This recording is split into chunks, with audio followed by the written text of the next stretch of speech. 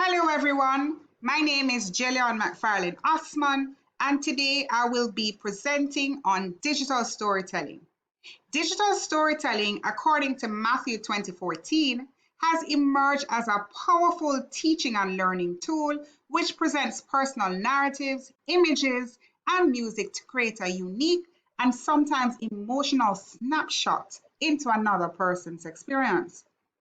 Just about all digital stories bring together some mixture of these digital graphics, text, recorded audio narration, video, and music to present information on a specific topic. Yang and Wu 2012 posits that digital storytelling is becoming a promising transformative technology supported approach for enhancing learning, including learning subject matter, content acquisition, critical thinking skills, motivation, and information literacy. So, where do I start? What are the educational uses of digital storytelling? Well, the examples come from across the curriculum. It's used in social studies, history, for character study, for literature, and the uses are so many. Digital stories can also be used as personal narratives in personal reflection and personal development. Because the quantity and quality of web-based tools for creating and designing and making these digital stories continue to grow, so does the usage.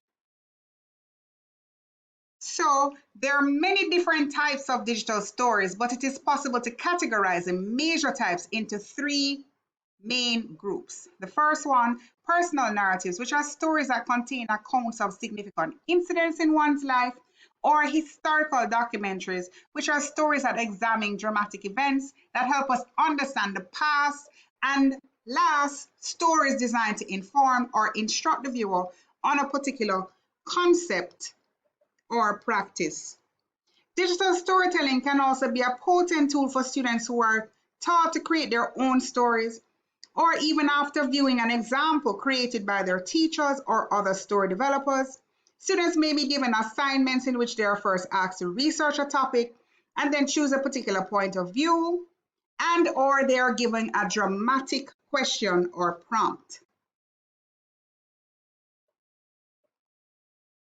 According to Robin 2008, when digital stories are published on the web, students have the opportunity to share their work with their peers and gain valuable experience in critiquing their own and other students' work, which can promote gains in emotional intelligence and social learning.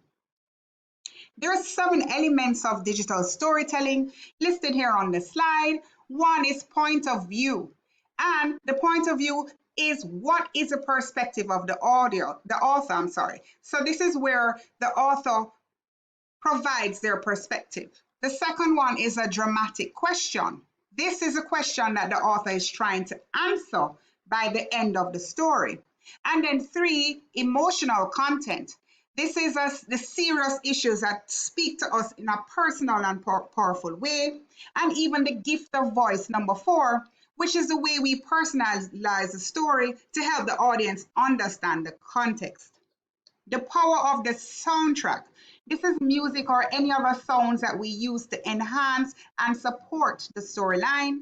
And then number 6, economy of words. Simply put, this is using just enough content to tell the story without overloading the viewer with too much information. And lastly, pacing, which is also related to economy, but it specifically deals with how slowly or quickly the story progresses. Now, there are different tools for digital storytelling, and what I did was to look for some of the tools captured in this image here, and then on the right side, I have isolated the tools which I have personally used. So, as I said, there are numerous ways that digital storytelling can be used in education, and we are going to explore one of these tools now. So the tool that I have selected is Storyboard, which is a digital storytelling tool, a multimedia technology tool for learner engagement. Now, how does Storyboard enrich learner engagement and collaboration? Digital stories allow opportunities for student control of the learning process and self-expression. fostering learning confidence, task value, and learning motivation. Each story challenges students to meticulously select and edit artifacts, from personal products to other multimedia resources that meaningfully support the story and learning goals, thereby developing technology and media skills. So there are three types of skills that help to enrich learner engagement and collaboration using Storyboard. These are traditional literacies, which are your reading, writing, and speaking skills, digital literacy skills, which are your technological skills, and then the 21st century skills, which include creativity and inventive thinking,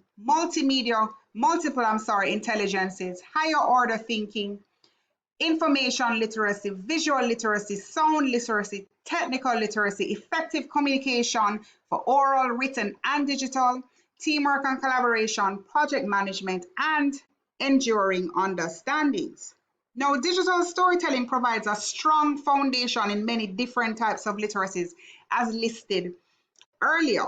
Now, Brown, and Brown 2005 labeled these multiple skills because they say that they align with technology.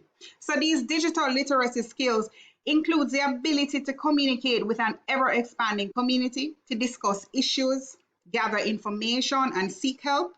The visual literacy, the ability to understand, produce, and communicate through visual images.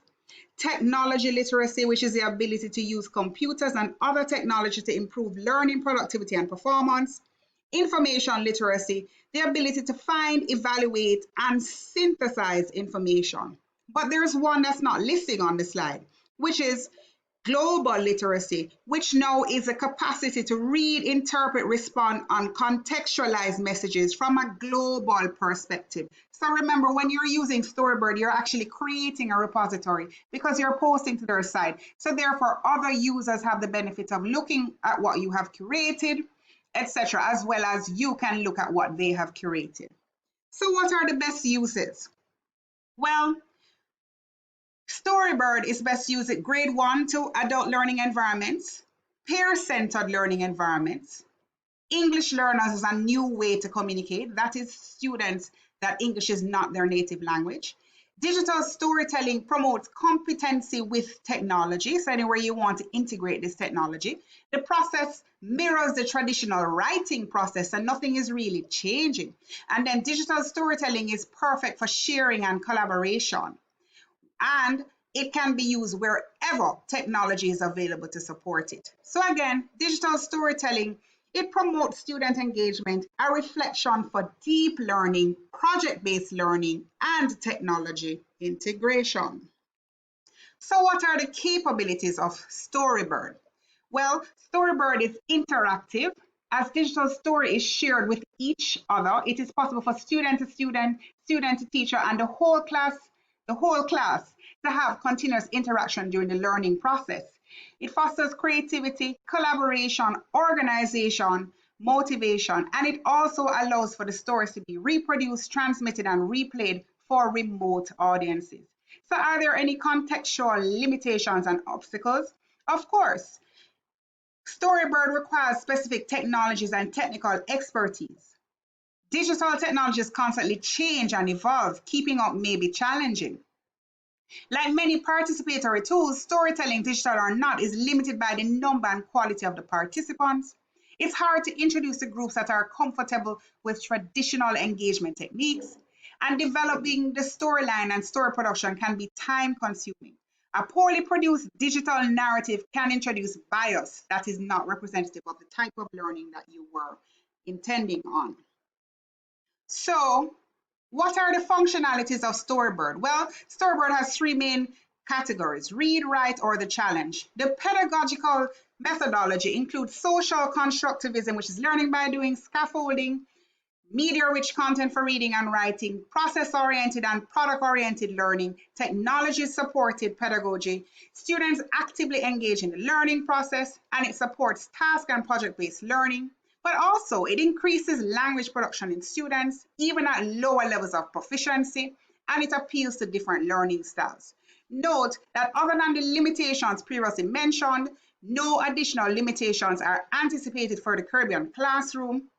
However, the Caribbean does continue to struggle with access to devices and stable internet connection. Thank you so much for listening, and here are my references.